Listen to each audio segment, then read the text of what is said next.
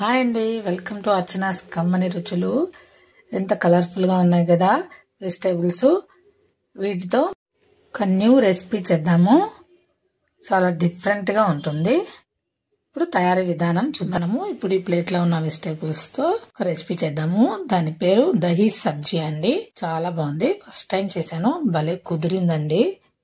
చూడండి ఎంత కలర్ఫుల్ గా ఉంది కదా.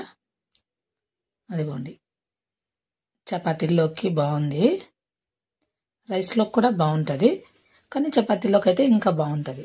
ఒక బౌల్ తీసుకొని 1 కప్పు మెజర్మెంట్ పెట్టుకోండి. 1 కప్పు శనగపిండి, 1/2 టీ స్పూన్ అల్లం వెల్లుల్లి పేస్ట్,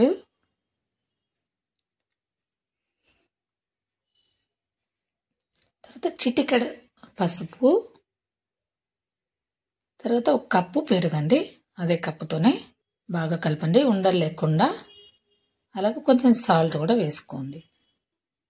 స్టవ్ మీద కడాయి పెట్టుకొని చూడండి, ఆయిల్ వేసుకోండి. ఒక 3 టేబుల్ స్పూన్ ఆయిల్ హీట్ అయిన తర్వాత, చాలా బాగుందని ఇది కీరా దోశ పోసానండి. నేను కీరాతో దోశ చేశానండి. నేను ఆ దోశలోకి ఇది చాలా బాగా సెట్ అయిపోయింది అసలు. అదిగోండి, వేడెక్కిన తర్వాత జీలకర్ర 1/2 టేబుల్ స్పూన్, తర్వాత క్యారెట్ తురుము, తర్వాత బీన్స్ అండి, తరిగి పెట్టుకున్నాను అన్ని బీన్స్. కొన్ని అంటే ఒక 3-4 అలా చాలు, చిన్నగా కట్ చేసి పెట్టుకోండి. ఒక 1/2 క్యారెట్ చాలు.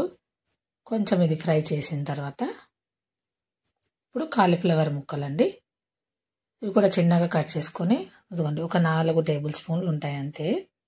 కొన్ని గుప్పడి అనుకోండి, ఒక గుప్పడు వేసుకొని ఇవి కొంచెం మగ్గాలండి. కాయగూరలు, కొంచెం సాల్ట్ వేసి, కొన్ని వాటర్ వేసి కొంచెం మగ్గనివ్వండి. ప్లేట్ మూసేద్దాము దానిపైన. ఆ దోశ రెసిపీ ఇది నేను ఫస్ట్ టైం చేశాను. చాలా బాగుంది. టేస్ట్ మాత్రం చూడ్డానికి ఏంటి పూరిలోకి సాగు చేస్తాం కదా, సేమ్ అలా ఉంటుంది. కానీ ఆ టేస్ట్ కంటే ఇది డిఫరెంట్గా ఉంది అసలు. చాలా బాగుందండి, మీరు ట్రై చేయండి. అదిగోండి మిరియాల పొడి వేసాను. ఇప్పుడు మగ్గినాయి, మిరియాల పొడి వేసి కలపాలి. ఇంకా వేరే ఏం అవసరం లేదండి. తర్వాత నెక్స్ట్ ప్రాసెస్ చూద్దాము. అదిగోండి మిరియాల పొడి వేసి కలిపిన తర్వాత, ఇంతకుముందు మనం బ్యాటర్ రెడీ చేసి పక్కన పెట్టుకున్నాం కదా, ఒక 10 మినిట్స్ పక్కన పెట్టుకున్న తర్వాత మొత్తం ఇందులోకి వేసేసేయాలి. కొంచెం వాటర్ వేసుకోవచ్చు. వాటర్ వేయకూడదు అనే డౌట్ వస్తుంది, మరి అలా ఏం లేదండి. ఇంకో గ్లాస్ వాటర్ కానీ 1/2 గ్లాస్ వాటర్ వేసుకుని కొంచెం బాగా, అది శనగపిండి వేసాం కదా, శనగపిండి పచ్చి వాసన రాకుండా కొంచెం వాటర్ వేసుకొని బాగా బాయిల్ అవ్వాలి. చూడండి బాగా ఉడుకుతుంది కదా. ఉడికేటప్పుడు క్యాప్సికము, బఠానీ, కొన్ని బఠానీ, కొన్ని క్యాప్సికమ్ వేసి ఒకసారి కలపండి. ఒకసారి కలిపి, ఇది ఒక డిఫరెంట్ టేస్ట్ అండి అసలు. నేను ఎప్పుడు దీన్ని టేస్ట్ చేయలేదు ఇంతవరకు.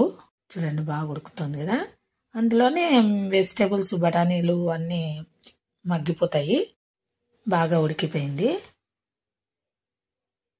బాగా ఉడికిపోయిన తర్వాత మనము ఇంకా బౌల్లో తీసుకుందామండి. మీరు ఎప్పుడైనా టేస్ట్ చేశారో లేదో. ఇది చిన్న బౌల్లోకి ఆయిల్, 1 టేబుల్ స్పూన్ ఆయిల్ తీసుకొని కారం వేసుకోవాలి. కారం వేసి బాగా కలపాలండి. వీడియోలో చూపిస్తున్నా కదా సేమ్. ఇందులో వెజిటేబుల్స్ వేసాం కదండి, హెల్త్కి కూడా మంచిది. మీరు తప్పకుండా ట్రై చేయండి. ఇది పంజాబీ వాళ్ళదండి రెసిపీ, చాలా బాగుంది.